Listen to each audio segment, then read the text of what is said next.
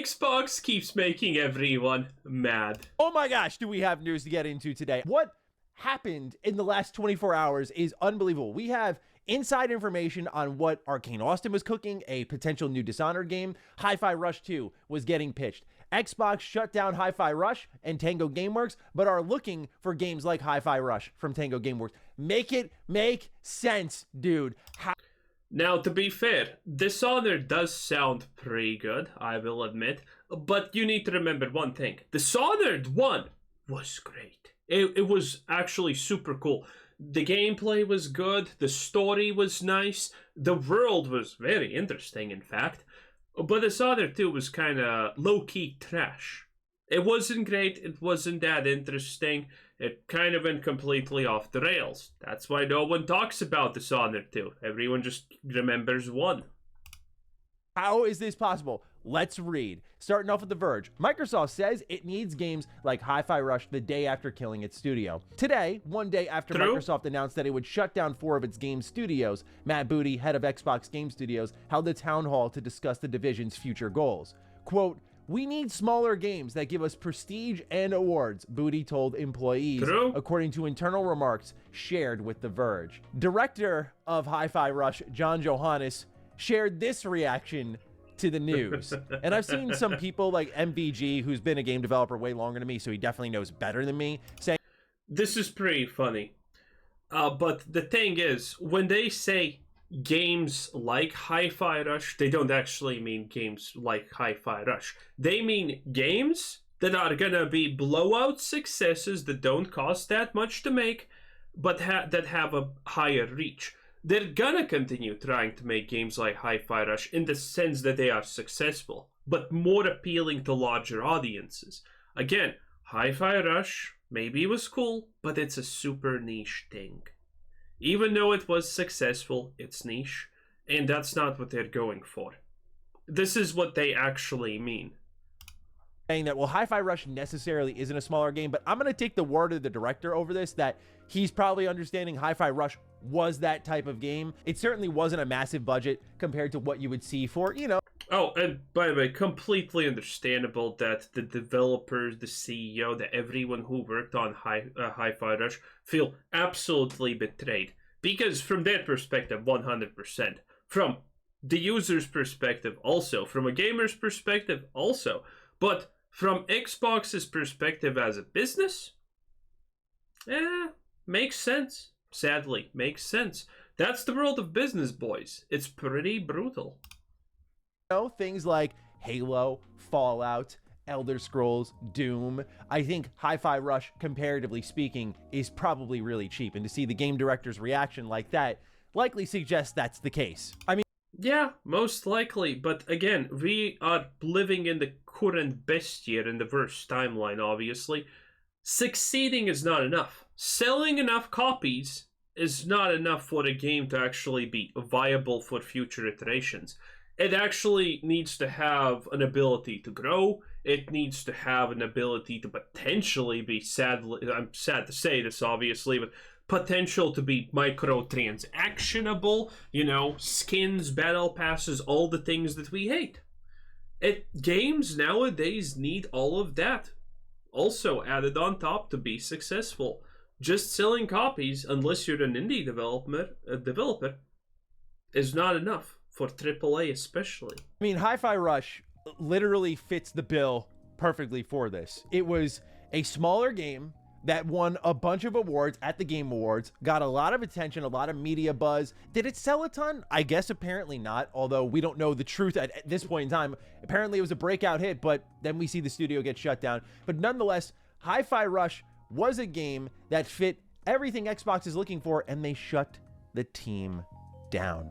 Now, the big question is why, and what's going on inside Xbox right now? Well, we have 2 different reports, one from Bloomberg, one from The Verge. Let's start off with The Verge because some of the tea spilled here is fascinating. Inside Xbox, there's now uncertainty about what the future holds and questions over Microsoft's gaming strategy. While Microsoft is looking toward a more PC-like future for its Xbox console, the company continues to battle a slowdown in Game Pass subscribers, lackluster Xbox console sales, and game launch delays.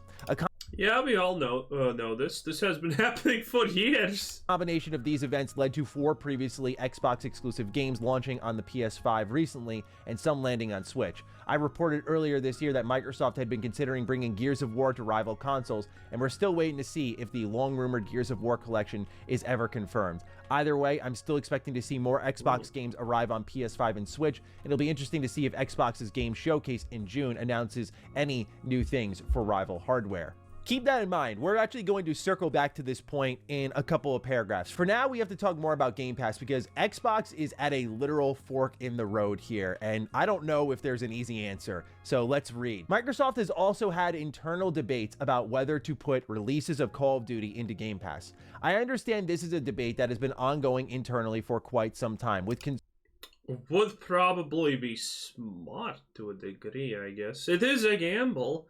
Man, a lot of these decisions are pretty hard. Again, I don't know the internal data for this, but there is obviously a huge benefit to put Call of Duty on Game Pass and then slow development on it, but concentrate, for example, on more microtransactions, which is most likely what they're going to do. Or they don't actually slow the development of Call of Duty and still keep pumping one a year so people keep buying Game Pass.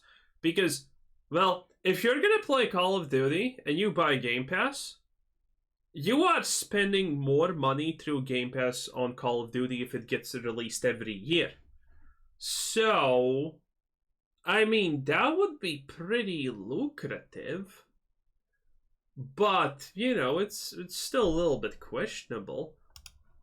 Concerns from some that the revenue that Call of Duty typically generates for Activision Blizzard will be undermined by Game Pass.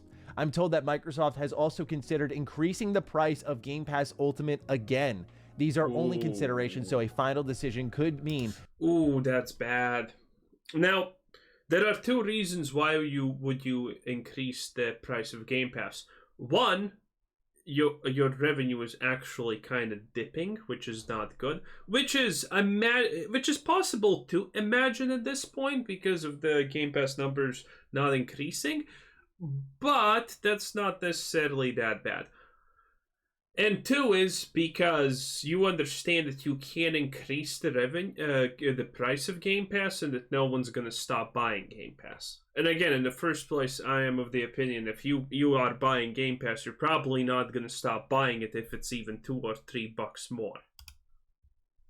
In either way, as a consumer, not great for us. Not great for us. Still see a future Call of Duty release appear in most versions of Game Pass. Greedy. The debate internally reflects the fact that Microsoft's Xbox strategy has shifted from just delivering its games exclusively into Game Pass to considering bringing more Xbox games to multiple platforms. Number 1, how do you buy Activision Blizzard King and not have this be a decision already made? How is this a debate when you are committing to an almost $70 billion purchase, the biggest acquisition in all of games, and you don't know what you're going to do with the main thing you wanted to acquire in Call of Duty? You have no plan?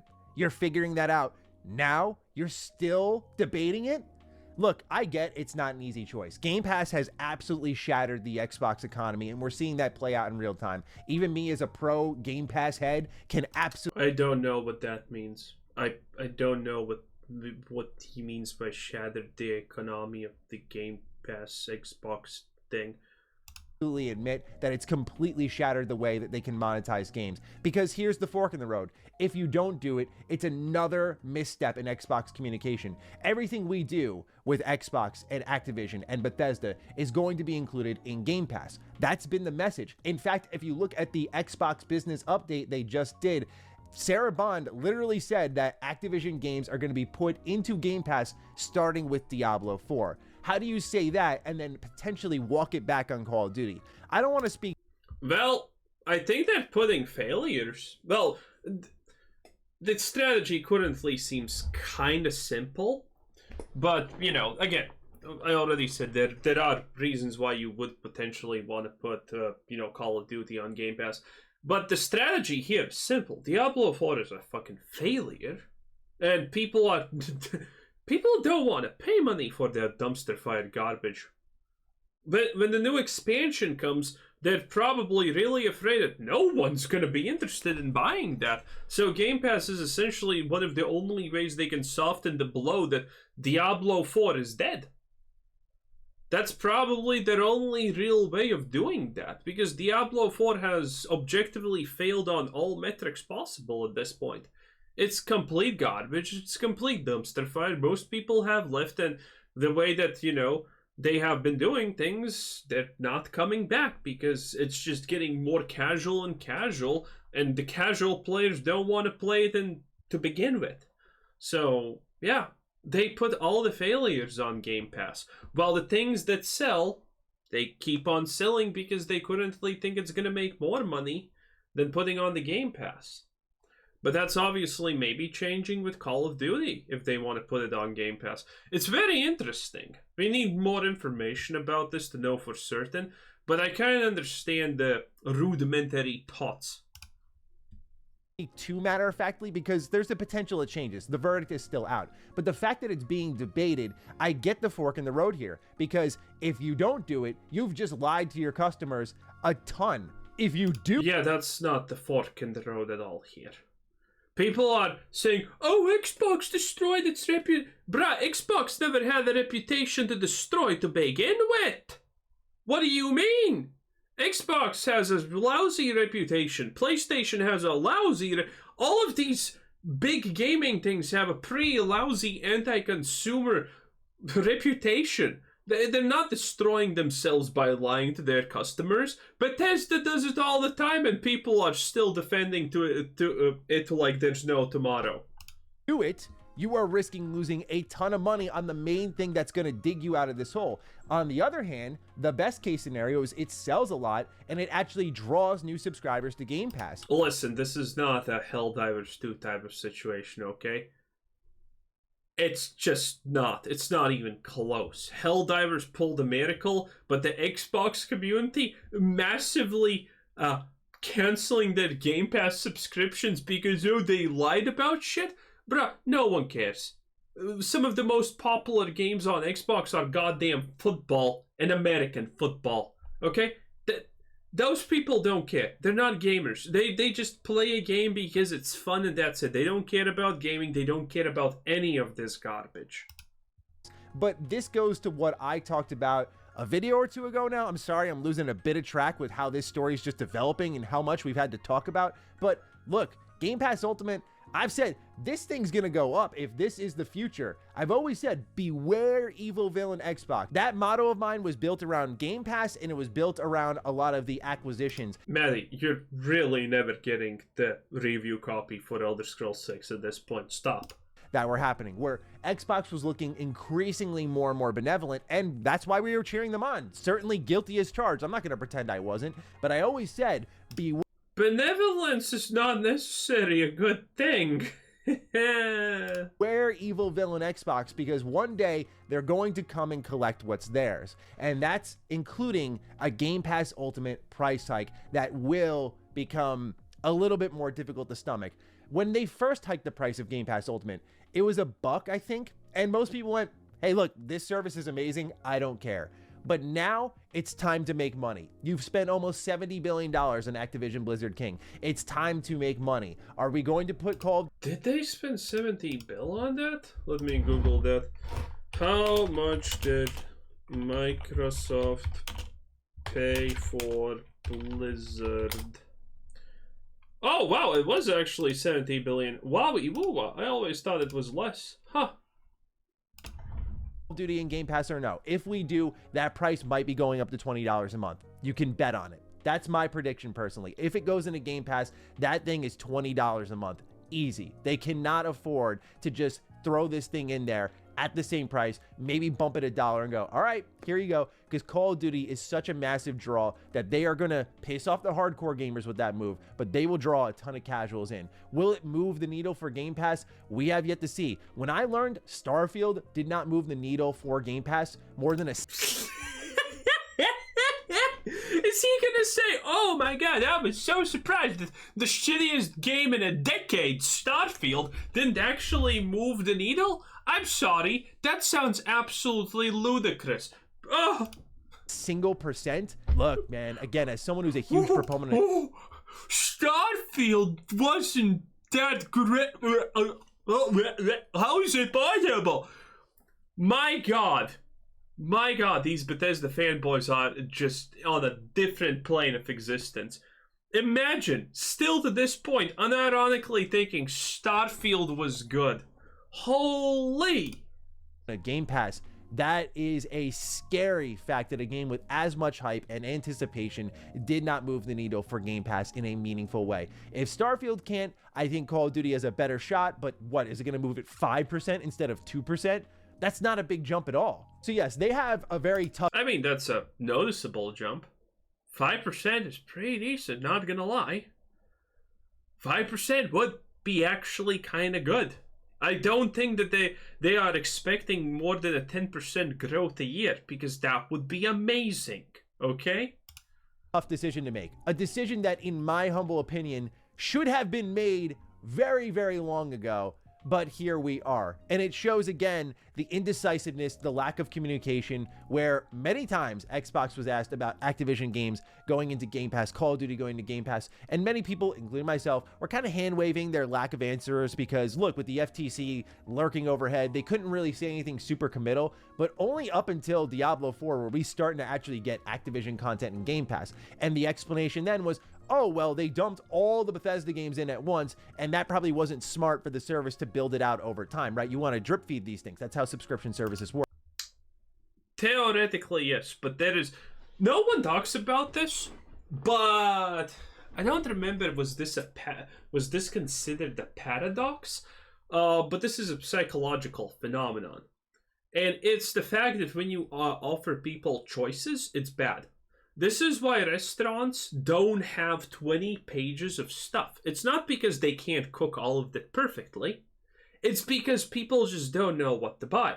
When you are given the opportunity between 50 things, and now you need to choose what you're gonna eat, what you're not gonna eat, what you're gonna play, what you're not gonna play, you're gonna always be looking at it. If I choose incorrectly, I'm wasting my time. I got the bad outcome, and this is bad. This is why you can't have a billion things in. Steam kind of does it, but then again, the games that sell the best on Steam are the ones with the biggest hype. There's a reason for that, because no one wants to. A normal person does not want to spend even $20 on something that they will potentially regret. And there's another psychological thing. Buy it, not buyer's remorse. I don't remember the names of all of this. But this is cost sunk fallacy effectively. It's like, if you buy something expensive like a $500 TV or something like that, even if it's shit, even if you yourself think this is a bad purchase, you're gonna defend it when someone calls it trash or bad or stupid, because you don't want to be that guy who makes those bad purchases, those bad decisions. So you're gonna defend it.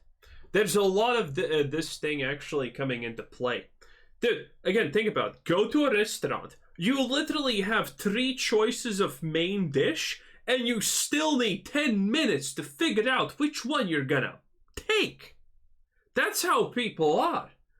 And when it comes to games, we're no different. Even if they're free, it's still our time. I don't want to waste my time doing nothing. I don't want to waste my time achieving zero.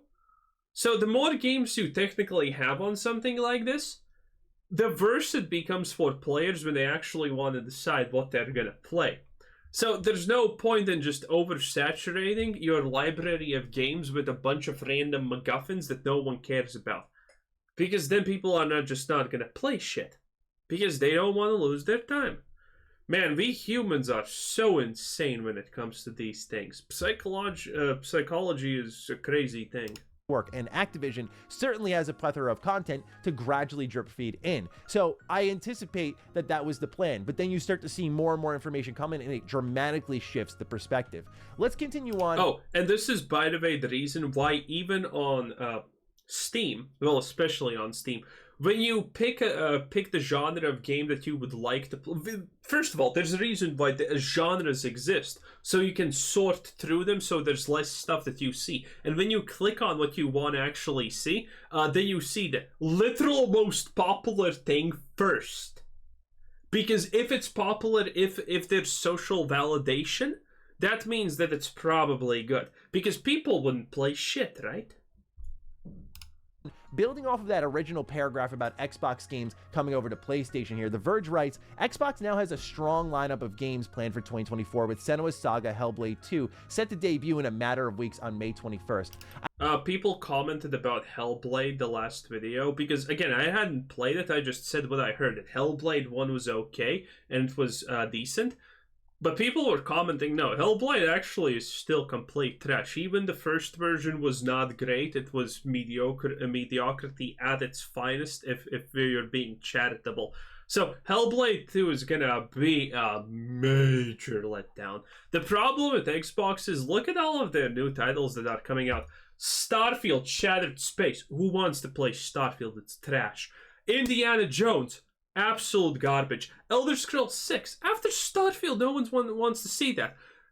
Fallout 76. It's complete nonsense garbage. And, you know, Fable. Oh, the game lineup for Xbox is just woke garbage through and through. I understand Hellblade 2 is another game that Microsoft has been considering for the PS5. If that ever happens, at this point, it's not even clear it would be considered a success. I'm going to talk about when we get to the Bloomberg article how I'm scared for Ninja Theory. I'm scared for companies like them, Double Fine, Compulsion. I'll even throw Obsidian in the mix. I am very worried with this direction Xbox is heading in that they are going to shut a lot of teams down. You thought Lionhead was bad? I don't think Obsidian is going to get shut down unless they really don't value the idea of Fallout New Vegas 2. Because there would be a lot of hype around Obsidian making Fallout New Vegas 2. And, well, Microsoft probably wants that. Bad? You thought these foreclosures were bad? Based on what we're about to learn with Bloomberg, which we'll get into in a moment, I'm very nervous for Hellblade. Where now we're seeing with things like HiFi Rush that even a PS5 launch can't really save you. Xbox employees are now bracing for what's next, as it seems unlikely that we've seen the last of Microsoft gaming layoffs and cutbacks. There are whispers among employees that core Xbox game studios are set for cutbacks next. If Microsoft game studios can deliver all these... Hopefully. Again, the lineup of games that Xbox has is very, very not impressive currently. Most of these games are just flat out bad right out off the bat. They need a miracle to actually make it. So, yeah, there's gonna be more layoffs. And again, currently Xbox and Microsoft are restructuring things, and restructuring does not happen in typically less than a year. So, I mean, it's gonna be fun. These games on time, then there will be plenty to play on Xbox this holiday, with a new Gears of War title expected to be announced during the Xbox Summer Showcase alongside some release dates for other anticipated Xbox games. Microsoft will be banking on some new game announcements lifting the doom around Xbox, but the company's gaming strategy still looks unclear, and the challenges run deeper than a handful of holiday launches. I'm just going to throw it out there that this looks like Tom Warren is teasing that Doom will be revealed at the Xbox Showcase. I think it's about time for that. But more importantly is the point that we were getting to beforehand, which is more layoffs. More layoffs. We saw 1,900 at the top of the year, and we had 4 studios close. The scary part is there's no predicting what's going to happen next. And I imagine, again, Ninja Theory is probably going to get targeted because it's not getting very much marketing. And this is a game that's coming out in a couple of weeks. It's definitely the artsy-fartsy style. Bruh, Hellblade just looks so woke. A game that Xbox seems to be running in the opposite direction from. It seems like that HiFi Rush style title, which is a smaller game that can win them a lot of prestige and awards, but maybe won't sell a lot of units, won't move a lot of Game Pass subscriptions. Does that fit the bill for what Xbox is looking for? Oh man, look at this ugly creature. Yeah, hopefully this gets shut down. Like, there has never been a more visible failure in the air. Oh man, it's looking like a massive shakeup is incoming again. Where my prediction is by the first half of 2025, we're going to see another set of potential layoffs and closures. just because at that point you have the holiday window shakeout. What did Obsidian do? What did Bethesda Game Studios do with Shattered Space? What did Machine Games do with Indiana Jones? You get to see all of that play out, because now we're seeing with a tremendous success like HiFi Rush and a tremendous failure in Redfall, no one is safe. So we're going to see a lot of decisions be made in the next year or so. And again, wait, what do you mean no one is safe? You give us 2 examples of objectively horrific tier levels of failure, and you're like, and your reaction is no one is. No shit, they did a completely bad job. It's not. This is not your situation where the McDonald's worker fucked up your order. This is a situation where they took your money, asked for more money, and then they forgot that you even exist, and didn't even make your order. This is the tier of failure that we're on. I'm not saying this for fake outrage. I'm not saying this to fearmonger. I am, as a fan of games, legitimately scared for what's going to happen to some of these companies that I love. And that's really sad, because once you get into the decision-making process, Xbox absolutely... Dude, I love a company that has failed you multiple times in a row. Why do people still love Bethesda, even though it has delivered 3 complete shitters in the last decade? Like, why? Why be a fan of these things? Why do you just want to hurt yourself? Just don't be a fan of anything. Just don't put your heart and soul into, a company that can 1 fail, 2 shut down, I guess. Easily could have done something about this. Let's shift gears over to Bloomberg, where they write, during a town hall with ZeniMax staff on Wednesday. Wait, is this really going to be Hellblade? Shift gears over to Bloomberg. Oh my lord, this looks stupid. Let's shift. So, a woman in the probably medieval period fighting against some cannibal-looking dude to Bloomberg, and she's kind of overpowering him almost. Right, during a town hall with ZeniMax staff. I'm sorry, but yeah, no, just no.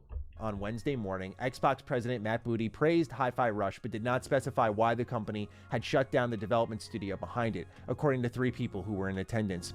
Speaking about the closures more broadly, Booty said that the company's studios had been spread too thin, like peanut butter on bread, and that leaders across the division had felt understaffed. They decided to close these studios to free up resources elsewhere, he said.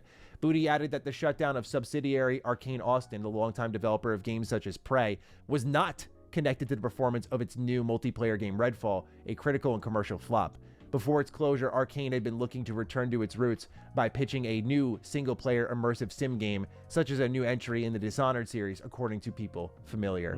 This is the biggest gut punch of it all for me right now. Better. Really. Many of you know I love Dishonored. It is probably my favorite immersive sim series. When Redfall came out, the amount of people I pushed toward Dishonored, I said, look what these types of teams at Arcane are capable of. I know Prey was from Austin. That was another one, but... Bro, this is literally all Dishonored 1, okay? The Dishonored 2 exists, but no one talks about it because it's shit. Dishonored, especially with the choice and consequence, the morality, the multiple play styles. Dishonored 2 is an absolute masterclass in level design, replayability, exploration, interaction. It is phenomenal. I absolutely adore Dishonored. And one thing that really upset me with Redfall is what happened to Arcane. I just couldn't believe. By the way, listen. Interaction. It is phenomenal. I absolutely adore. Yeah, you see, this is Dishonored 2. Do you want to play this? Are you interested in the story? What's happening here? I don't know about you, but I'm not. And most people weren't. Adore Dishonored. And one thing that really upset me with Redfall is what happened to Arcane. Now, admittedly, I would absolutely love that Dishonored does make a return, because, man, the world of Dishonored is really, really cool. There's a lot you can do about it. Forget that 2 exists, just kind of wipe the slate clean with all the shittery and buffoonery it did, and, how it ended and whatnot. But, couldn't believe that this had come out of this team. And again, I know that's the Prey team, not the Dishonored team, but there was a DNA, a blood there that showed they were capable of making great games like Dishonored. And so to know that Redfall wasn't the reason, then what was the reason? The thing that I can't wrap my head around is Matt Booty's reasoning in his email was, look, we're going to focus on high profile IP. Why couldn't either of these teams in Arcane Austin and Tango Gameworks be fed one of these popular Bethesda IPs? Because they're spread too thin? Higher up, dude. You just laid off a ton of people. What? This is what I'm talking about. Why are you going lean when to keep things running the way you just said at the top of this video you wanted, which are smaller games that earn prestige rewards? You're telling me that because they're spread thin, that's why they had to get shut down? It's not even the fault of the game's performance? Dude, staff up. Jill Braff, head of ZeniMax Studios, said in a town hall that she hoped the reorganization... That's how you get a business, by the way, shut down. Now, admittedly, Microsoft's too big, but, you know, you get the point. Would allow the division, which also develops Fallout and Doom, to put more focus on fewer projects. Quote, it's hard to support all 9 studios across the world with a lean central team with an ever-growing plate of things to do, end quote, she said, according to audio of the meeting reviewed by Bloomberg. Quote, I think we're about to topple over, end quote, she added. Both Tango and Arcane released games last year and were looking to hire additional staff as they pitched new projects, which Booty and Braff suggested was the main factor behind their closure. Shinji Mikami, Tango's founder and studio head, departed last year. So, remember when I said earlier how I'm very scared for companies like Ninja Theory, Double Fine, Obsidian, Compulsion? These companies were invited into the Xbox family under the mantra of, hey, we're going to embrace the smaller games and we're also going to make high profile games, and through Game Pass, we're going to have a little bit of everything here. Yeah. And this was a vision that many a team bought into. To see that after success and failure, when you're going to make your next game and you have to staff up, that you are going to get shut down. What does that say to a company like Ninja Theory that's about to launch a game? For those who don't know, as you get closer to the release of a game, you staff up. You start doing more QA, you clean up any missing parts of the project, art polish, programming polish, just anything that... I don't think Bethesda has heard that happens. Anyway, I think we're kind of going a little bit in a circle here now. So, yeah, that was Maddie Plays. One day, we're going to actually learn how businesses function and how decisions are made, but this is clearly not that day. Bye-bye.